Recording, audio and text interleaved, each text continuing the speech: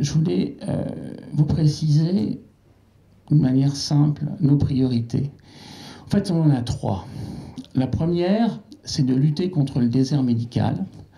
Voilà, ça va être le point très fort.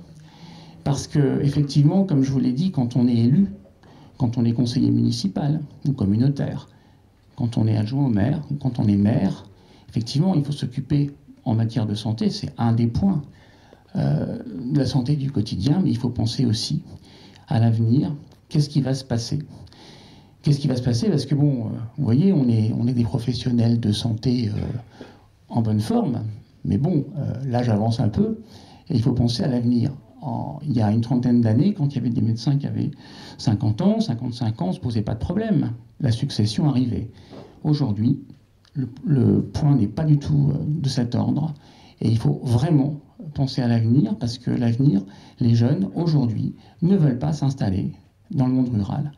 Et ce qui est important en matière de santé publique, le pilier de la santé publique, c'est le médecin généraliste.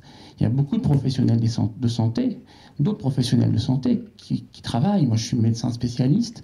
Il y a des professionnels paramédicaux, des infirmières, nos kinés. Je crois que j'en ai vu deux ici ce soir. Et effectivement, mais le pilier, c'est le médecin généraliste. Et les pouvoirs publics l'ont compris, parce que, bon, tout à l'heure, on parlera peut-être de la maison médicale. Il y a des décrets qui sont sortis pour créer une maison médicale, je veux dire, et obtenir des aides des collectivités et de l'État. Il faut qu'il y ait 2 médecins généralistes et un professionnel de santé paramédical. Donc, en fait, le pilier, c'est bien le médecin généraliste. La deuxième priorité, c'est donner la parole aux usagers. Voilà, ça c'est une priorité absolue qu'on a, et Patrick va vous le développer. La troisième priorité, c'est la prévention. On veut absolument développer la prévention. Laurence va vous l'évoquer. La prévention en matière de nutrition, équilibre des repas, qualité des aliments, et c'est là la présence ce soir de Vincent et de Jean-Louis. Et tout ça, c'est vraiment fondamental. Comme je le disais tout à l'heure, qu'on soit professionnel de santé ou qu'on soit élu, notamment maire, on est dans l'obligation de... C'est vrai que la situation aujourd'hui à Verneuil, quand on la voit, elle n'est pas catastrophique. Moi, j'ai mes patients, par rapport aux médecins généralistes, bon, on râle un peu pour les délais, pour le labo aussi, on commence à râler un peu. Pour certains spécialistes, on râle beaucoup. Mais bon, aujourd'hui, la situation, soyons clairs, n'est pas dramatique.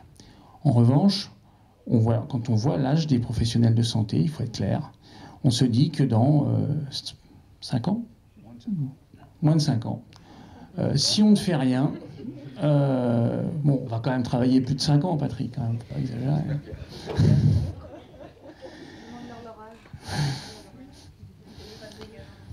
Bon, non, je veux dire que réellement, sérieusement, il faut trouver des solutions. Bon, je sais qu'il y a des questions qu'on va avoir sur les maisons de santé. Moi, je vous le dis tout de suite, quand on a commencé à parler de maisons de santé, bon, je sais pas que j'étais sceptique, parce qu'en fait, il faut évoluer avec son temps. Nous, professionnels de santé, de ma génération, on n'a pas connu ça. Mais maintenant, les étudiants en médecine, et c'est eux l'avenir. C'est comme les jeunes de Verneuil, c'est eux l'avenir. Les étudiants en médecine ne souhaitent exercer que dans le cadre d'une maison de santé pluridisciplinaire. Bon, alors, effectivement, pour Verneuil, on a entendu beaucoup de choses, on en reviendra, on en reparlera peut-être tout à l'heure. Bon, voilà, les médecins, alors sur la liste de Rivemal, il y a plein de médecins. Alors, il y a d'abord Rivemal, évidemment, il y a Dahan, il y a Roblot. Ah, je pensais que tu étais... Tu n'es pas médecin, Agnès? Bon, ça va, ça me... Parce que je pensais m'être trompé, parce que cet après-midi, j'ai entendu qu'il y avait 3 médecins sur notre liste. Non, en fait, bon...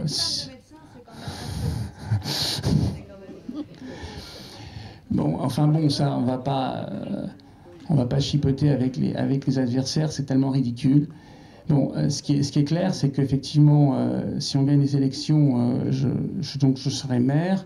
je suis médecin, je m'intéresserai à la santé publique, mais le référent médical, comme je vous l'ai dit, c'est Patrick Dahan, et il n'y aura évidemment qu'un médecin qui s'occupera de la santé publique sur Verneuil, en tant que référent.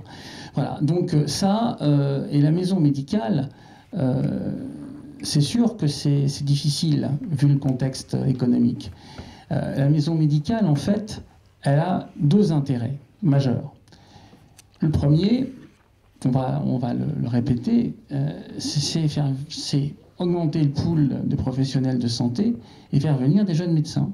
Parce que maintenant, comme l'a dit Jean-Loup, un médecin, même s'il s'intéresse à la ville de Verneuil, ne va pas vouloir s'installer tout seul, louer ou acheter une maison, un appartement et ouvrir un cabinet.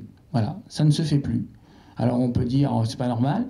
Oui, peut-être, c'est comme ça. J'allais dire, il faut vivre avec son temps.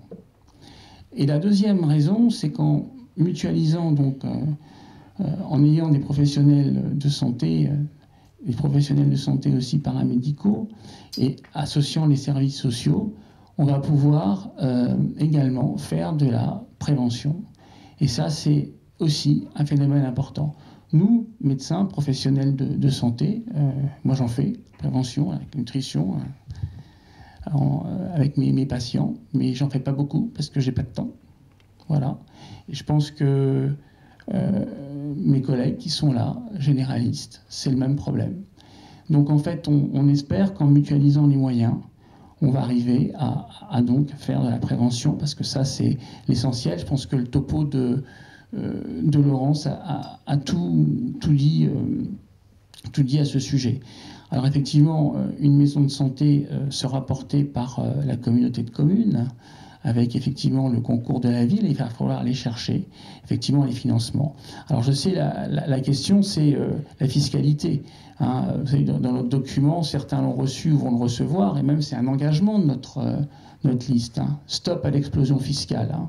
Comme je disais, nous, on est soumis à la double peine, hein, l'explosion fiscale gouvernementale, soyons clairs, qui augmente depuis 4-5 ans. Et puis on a l'explosion fiscale, ici, à Verneuil, dans le pays de Verneuil. Alors il faut dire stop à ça. Et donc, dans le cadre de cette maison de santé, qui va avoir un coût, il faut aller chercher des financements. Ça, c'est sûr.